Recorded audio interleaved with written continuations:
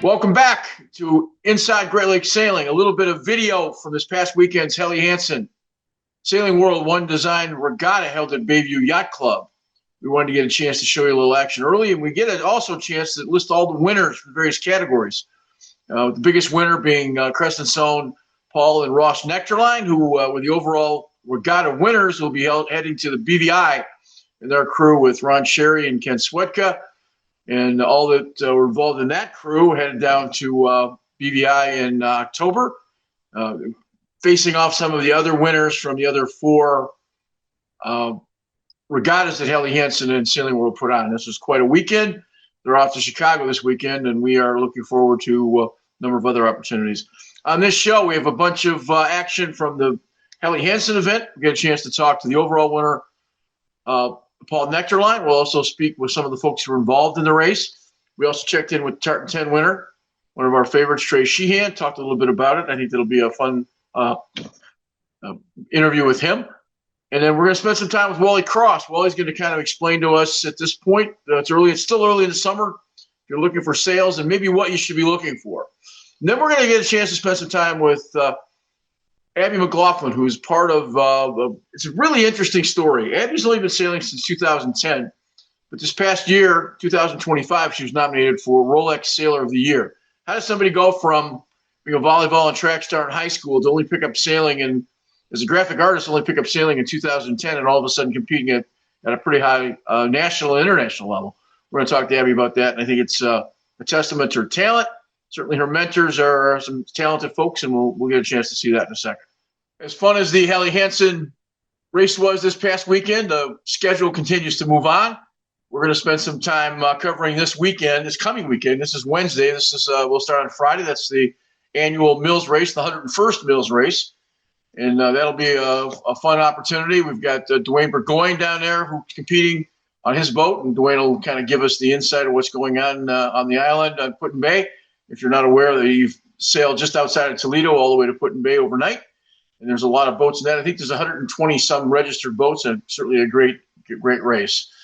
The following weekend, we go back to One Design at Crescent, and we covered that last year. We'll do the same this year.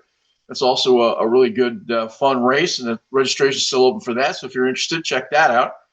And the 52 fleet will pick up here in the next this week they're practicing, but next week is the Big Red Regatta out of Macatawa, so hopefully we'll be there trying to cover Crescent and Macatawa on the same weekend, but we'll try to give you some action from that standpoint. So up next is all the action from this week's Sailing World Helly Hansen Regatta. And I think we talked to Paul Nectarline first, and before we get into the rest of the discussions, and we'll be back in just a second.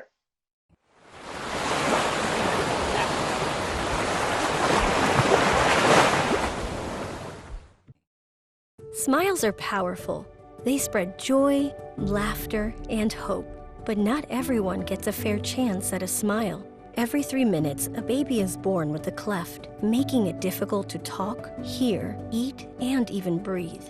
In America, most children with clefts receive immediate care, but others around the world may never have access to the surgery they need to thrive. Smile Train is changing that. As the world's largest cleft charity, our sustainable model has sponsored more than 1.5 million smiles. We offer training and financial support to local medical professionals so they can provide life-changing surgery and other essential services at no cost to families. It's important to see these children, to hear the difference that we make. And for me, being born with a cleft lip and palate, knowing what they went through is so life-changing for me. They're not just helping a child, but they're helping a family, a community.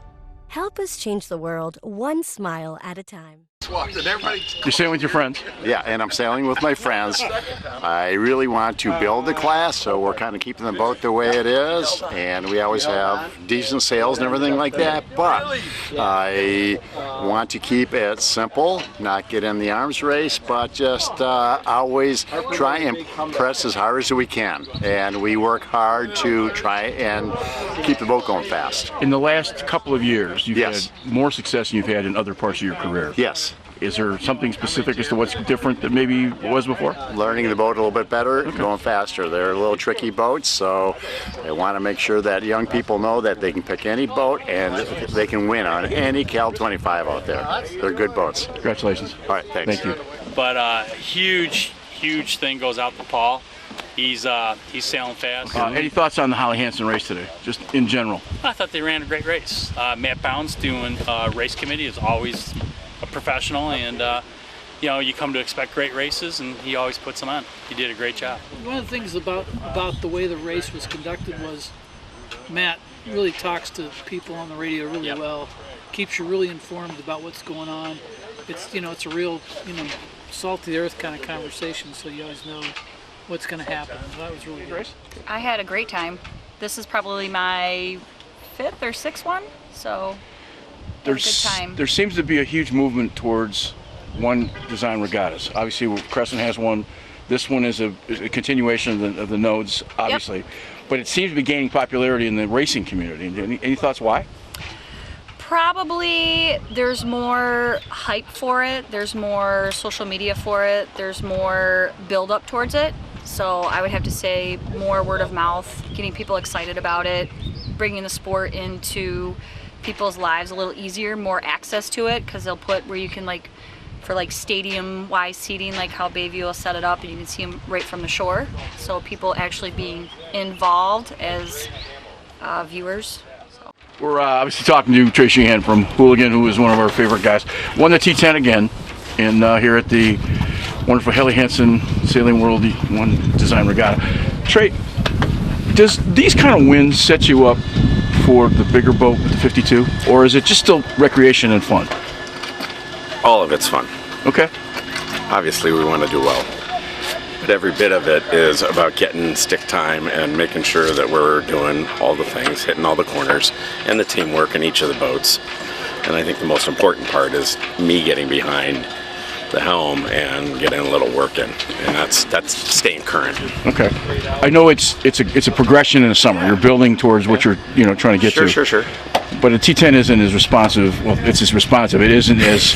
It's a little slower. The 52 is a different boat. Yeah, it's a different animal. So yeah. it's but quicker to get up to speed. This boat will, you got to be more deliberate coming out of tacks. We got to baby it a little bit longer. The 32 and the 52 are very similar. They're ultralight, get right up to speed a lot quicker, and got to be more deliberate, I think, with the slower older boats. It's next just week, the design. Next week, Mills race. You're headed Mills down? race. Yeah. The boat's in the water.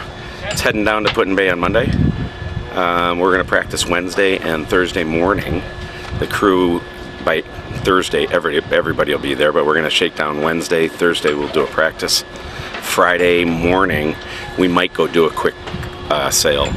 We'll probably leave around noon, sail up to Toledo area, because we kind of stage everybody at Put-in-Bay because it's a home field game for us. It's a home court game, and then we finish right back at home, which is great. Well, as we talked about, we're going to follow you all summer. We're going to do some inside baseball stuff, and we're going to get a chance to do the rest of it. And appreciate it. Good luck in Terrific. next week, and thanks for the time today. Well, thanks for your support.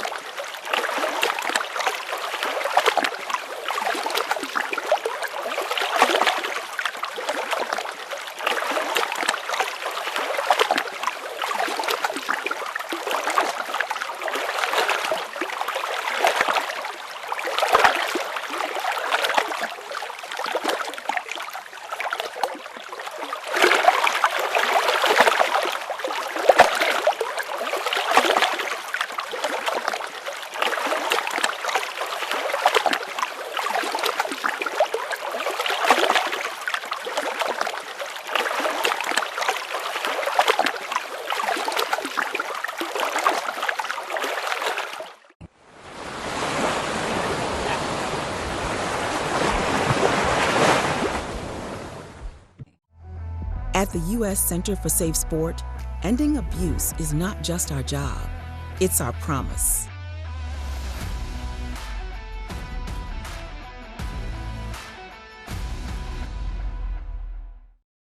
Every day, thousands of kids start vaping. And I can't let this happen to my kid. Of course, it's awkward to talk to your kids about the dangers of vaping. Hey, bestie, how's sketches? Vaping. It's hard to get their attention. Ready? Go. Yes. Look at that. Yeah, you didn't turn yours over. So if you want to talk to your kids about the dangers of vaping, you got to get it trending.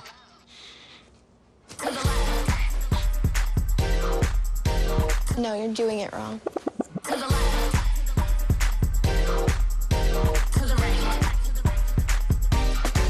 Let's go. Can we talk? Yeah, what's up? Visit talkaboutvaping.org for tips on when and how to have the vape talk. Welcome back. We're chatting with Wally Cross, our great sailmaker. We're going to do a number of activities over the next 3 or 4 shows. And I want to start with, you got to buy new sails. We've got the Helly Hansen event coming up. We're going to see lots of people, and they're all going to be upset because they don't have the perfect sails, and they're going to call Wally Cross.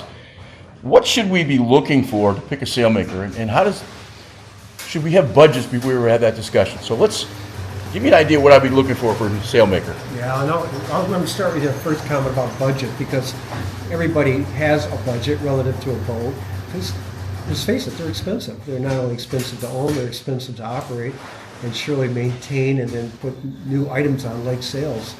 So when there is a budget, in a lot of my talks I always say, if you've got $10, spend $9 on the bottom and $1 with me, because the $9 you spend on the bottom will look my $1 really good, the sail really well. But when it comes to sails, yeah, budget is important, so you want to get the best value out of whatever sail you buy. And value is a combination of durability and performance, as well as price. The cool thing today, Greg, is that there's a lot of information online regarding sails and how they're manufactured, the materials, the design process, and so forth. And so what I always ask customers to do when they're in question who to work with, when they're looking at North, Doyle, Quantum, and so forth, is I said, talk to some customers that already have sails from sailmakers with boats similar to yours and goals similar to yours. Meaning, if your goal is to sail well on a club race, find another boat that is roughly the similar size and talk to people that have those sails and see who they like working with. And then second, try to work with someone that has some experience, because the old adage, we know a thing or two because we've seen a thing or two, is pretty accurate when it comes to sail making. We've seen a lot of obstacles, and I think people that have been in the business a while can get through a lot of the mysteries of what makes a sail good, better, and different. And then try to understand more about the sail, the design process. I like to bring customers into the design process. The designer I work with is a guy named Kerry Klinger from Quantum Sails, And I like to hook up these Google Meet calls with customers so they can see the design process of the sale and how it fits and ask questions to him or her about that. And then most important is find out what's included when buying a sale, meaning these sales, again, are expensive. So for me, it's important that I go out and measure every boat that I sell a sale to, which is not easy because some are quite far away. But they're like a custom suit. And if you don't measure the boat, they're not going to fit perfectly. And then the last piece of the puzzle is making sure the sale not only fits, it looks and performs the way you sold it. Talk a little bit about seasonal pricing. Yeah. There's different times of the year that we as sale makers give an incentive to, get production up because either the season's slower or we just flat out need more business. And at Quantum, we typically have a seasonal pricing midsummer, usually after people have already got their new sales, most of the new sales, and then in the fall. And again, both times are just to produce more production. And that's about it. And that's been consistent for the last few years. I'm buying sales and I know nothing. I shouldn't feel bad about not knowing very much. Is that fair? That's fair. No, absolutely, that's fair. And I think, I'm in a similar situation right now where I need to buy a new roof for my house, and I don't know a thing about roofs at all. But so what I'm doing is trying to find out as many people as possible that have homes similar in size, that have gone through the experience, and find out who they like dealing with in terms of product, price, and ultimately the total satisfaction, right? Because at the end of the day, you need to be satisfied through this buying process, not only who you're talking to, how the sale came out, how the service was, and how you feel about the product you bought, because it's a luxury.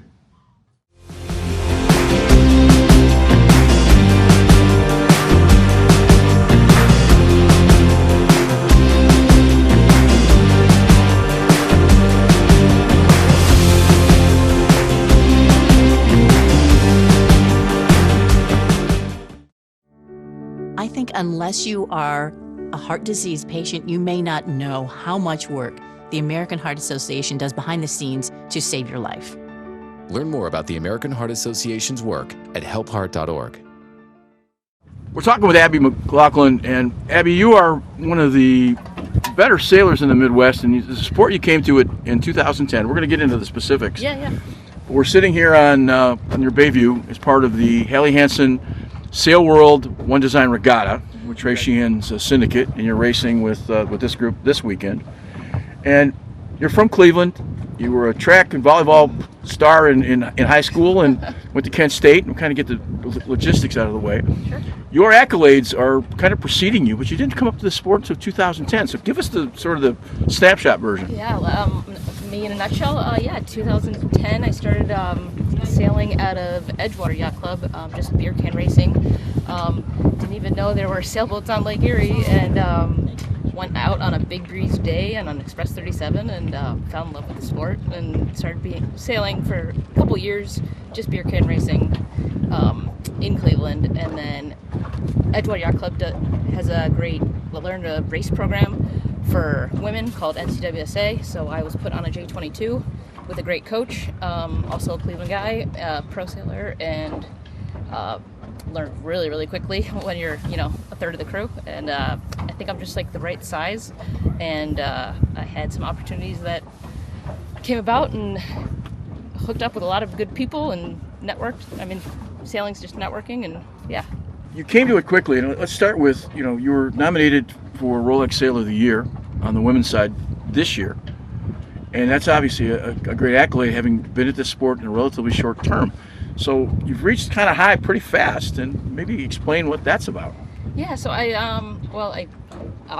sail with a great group of sailors, and they are mostly professional, and they set the bar very, very high, and I think I just kind of follow their leads, and perfection is what they expect, and you learn really quickly. And if you're at least a chameleon enough to kind of take on what they do, you do pretty well.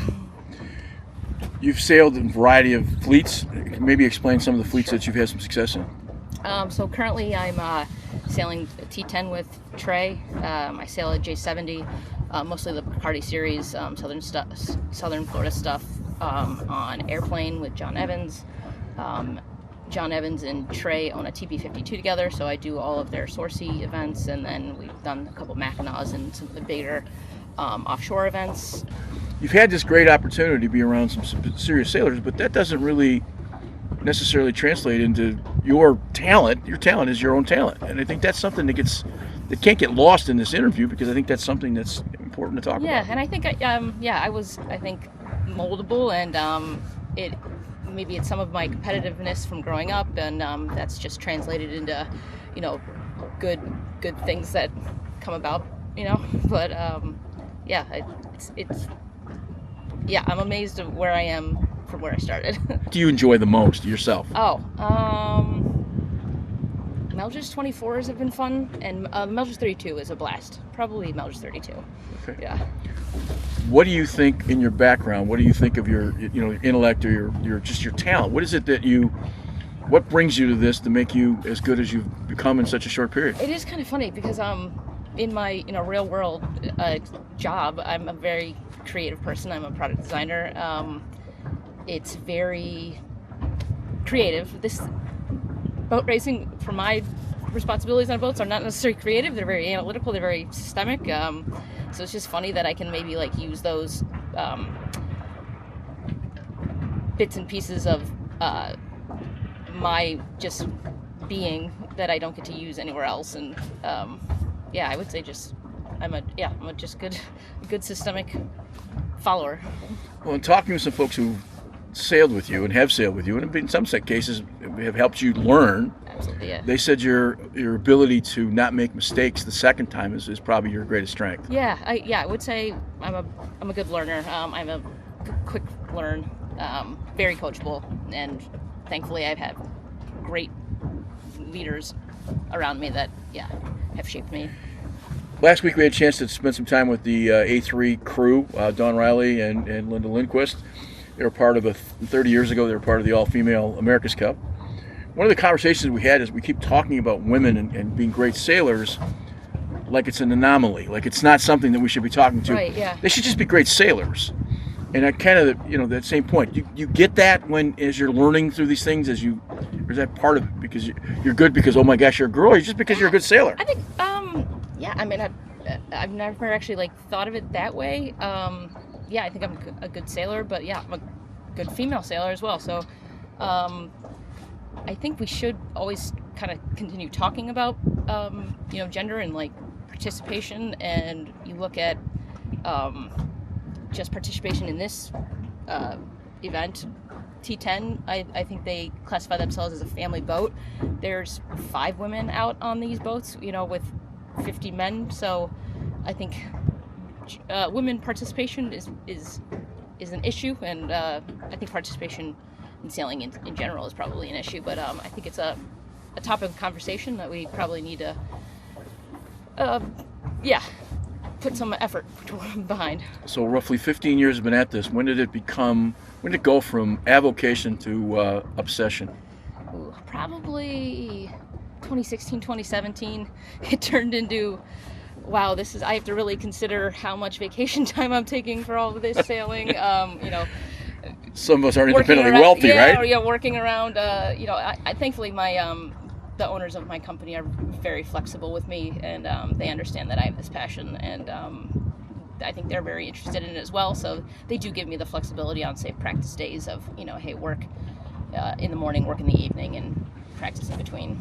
What are you good at on a boat? What is it what do you think you're really good at? What, if I were to ask 3 other crewmates, what would they tell me that they think your strengths are? I think I feel the boat better than a lot of people, and able to use my weight correctly, and squash before I'm asked to, and put my weight in the right spot.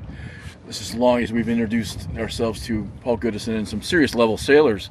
We have these discussions of, is it scientific or is it artistry? Is it the touch you have because of whatever the touch you have, or is it the sails you have? And it's a really long-standing argument with this. I think you can say that about a lot of sports where, equipment is a part of it, because it's certainly the technique. We talked briefly about sail racing. If my wax is better than yours, I'm going downhill faster. Right? It's pretty simple. Yeah. And I think that's part of the premise. Absolutely. And then like you think about like Brad Boston, a great tactician, you know, like there's just some magic behind it sometimes. If he just knows what to do. He sees things differently, and you know, he probably can't explain a lot of the stuff that he chooses to do either. What do you love most about sailing? I think it's the teamwork. It's the team camaraderie. It's a fun sport, fun people in it. Yeah.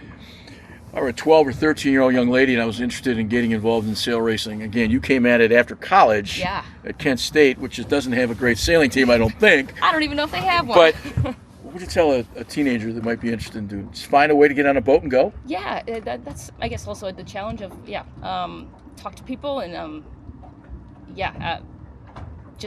always say yes, I guess. Curtis gave me that advice years ago of, doesn't matter who asks you to sail, just say yes, and if it's not a great crew, if it's not a great boat, you'll absolutely still learn. And take every opportunity you can and just say yes. You have a patch on your arm from a 52. Yeah. I also part of the 52 crew. I had a chance to race on a couple of 52s last year. That's my favorite boat. Those things are massive and just so fun to sail on. They're pretty amazing.